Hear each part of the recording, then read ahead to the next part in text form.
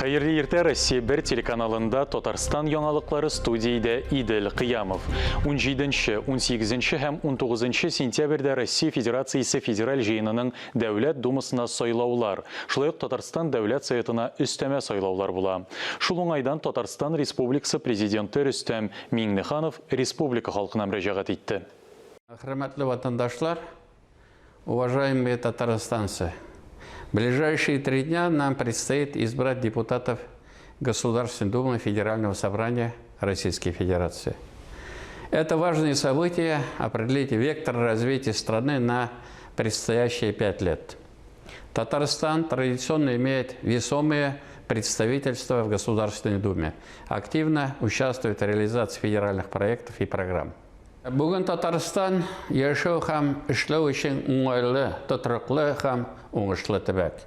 Милләтара һәм динара тынычлыгы безнең горурлык. Нам поступило большое количество предложений избирателей. Это предмет особой заботы всех органов государственной и муниципальной власти.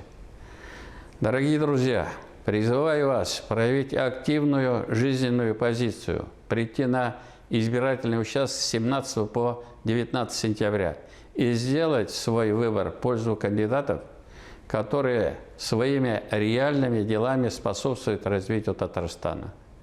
Кадерле дуслар, барыгызга да исәнлек, саулык, бәхет һәм имин тормыш телим. Татарстан Мәгариф һәм фән министрлыгы 17-18 сентябрь көннәрендә Россия Федерациясе Дәүләт Думасына сайлаулар көнендә укыту процессының ничек оештырылуы хакында аңлатты. Министрлык матбугат хезмәтендә аңлатуларынча, Татарстан мәктәпләрендә уку процессы парламент сайлауларын үткәрү чорында гадәти режимда була. Укучыларга музейларда дәресләр үткәрү, экскурсияләргә бару, гамәли дәресләр оештыру тәкъдим ителә. Шулай ук походларга барырга, спорт ярышлары, практик юнәлешле дәресләр үткәрергә, саф һавада проектларны якларга мөмкин. Шулай итеп, сайлау кампаниясе чорында белем бирү процессын оештыру төп белем бирү программасыннан һәм мәктәп уку планнарыннан аерылмыйча гына планлаштырыла. Казан Кремлендә республиканың үрнәк гаиләләрен тәбрикләделәр. Рөстәм Миңнеханов хатыны белән күп балалы гаиләләрне кабул итте. Бүләкләр тапшырды. Тантанадан репортаж. Укучылар электр энергиясенә багышланган лаборатор дәресләрне көтеп ала.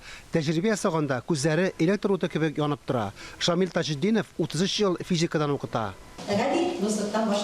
Күрше кабинетта хатыны балаларга туган телдән укыта. Милли тарихны, традицияләрне танып белергә өйрәтә. Укучылар арасында үзенең улы Данияр да бар. Һәр нәрсәгә иҗады якын килә.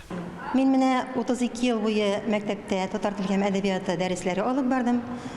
Һәм укытуның беренче көннәреннән үк диярлек үзебезнең якташларыбыз, бигрәк тә якташ язучыларыбыз белән кызыксындым. Аларның иҗатын ныклап өйрәндем, анализладым һәм инде матбугатта бастырдым.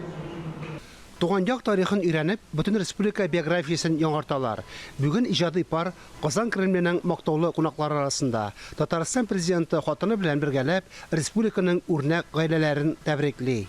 Кадерле дуслар, сезгә саулык, сәламәтлек, имин тормыш телим. Гаилә учагыгыз бер кашанда сүнмәсен.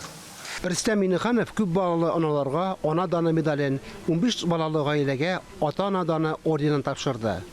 Фанис Мөхәммәтов, Регина Сафиуллина, Ленар Хәбибуллин, Дамир Мөхәммәтханов, Татарстан яңалыклары. Социаль пакет хроник аурулардан интегүче кешеләргә түләүсез медицина хезмәте һәм кыйммәтле препаратлар алырга мөмкинлек бирә. Ауру кешеләренең бюджеты өчен кайсы файдалы? Бу хакта киләсе репортажда. Моннан 1 ел элек Алина Гүнешле инвалид булып теркәлә. Шуннан бирле көн саен дарулар куллана. Кыйммәтле препаратларны даруханәдән терапевт рецепты белән ала.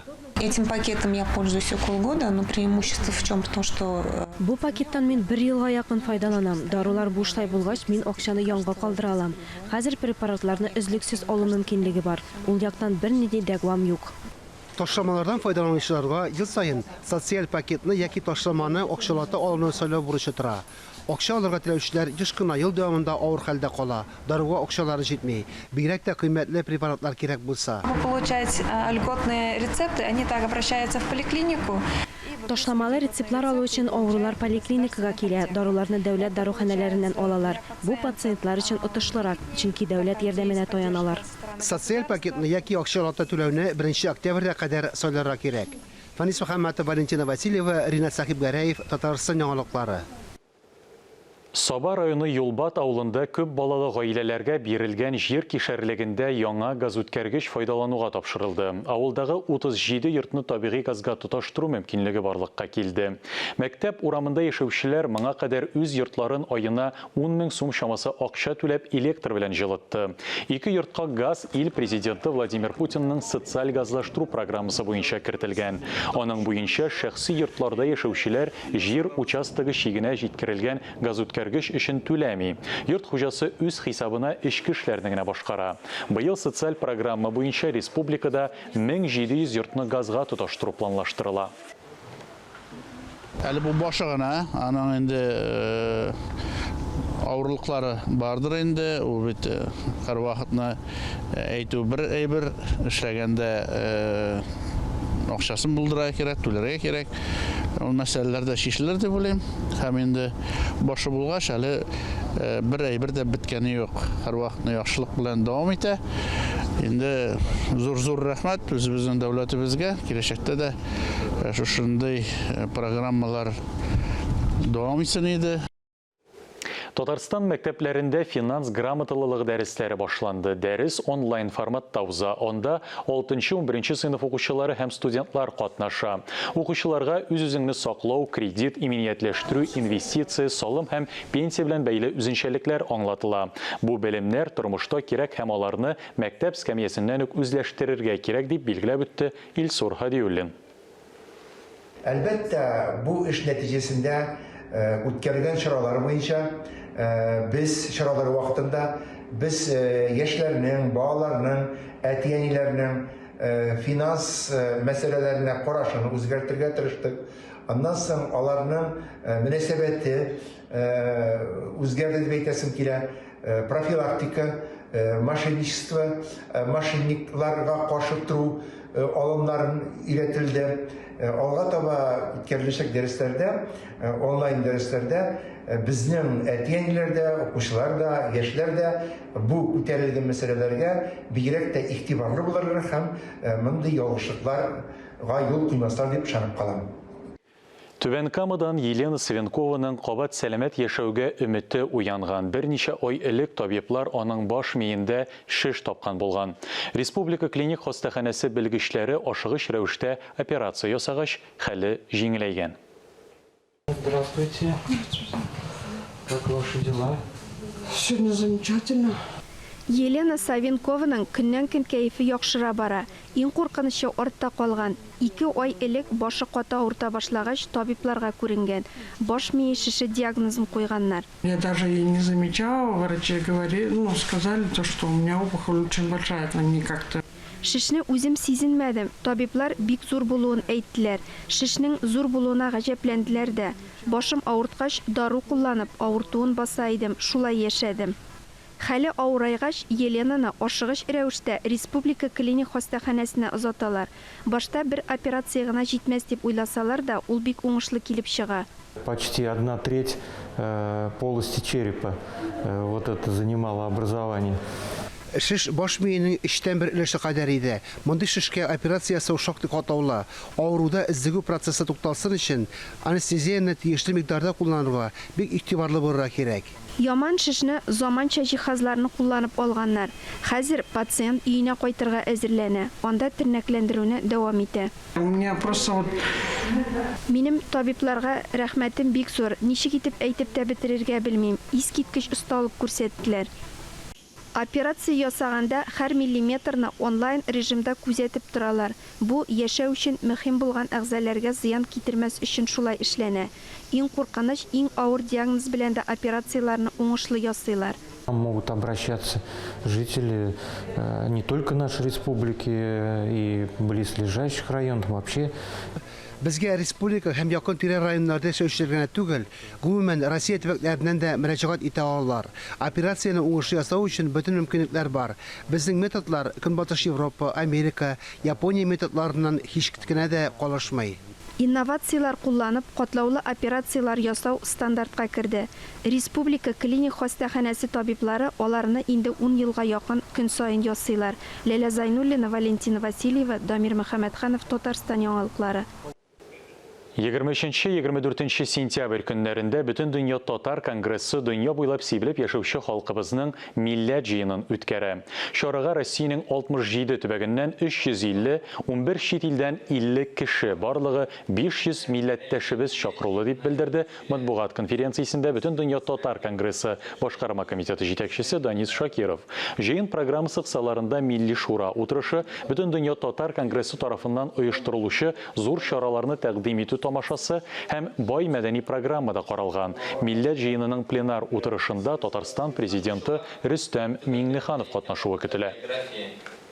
Милләттәшләребезне бер майданга туплаячакбыз һәм инде әлбәттә киләсе елга да, быелга да безнең эш юнәлешләрен планнарыбызны корып, бердәм татар милләте булып оешып, резолюция кабул ителәчәк.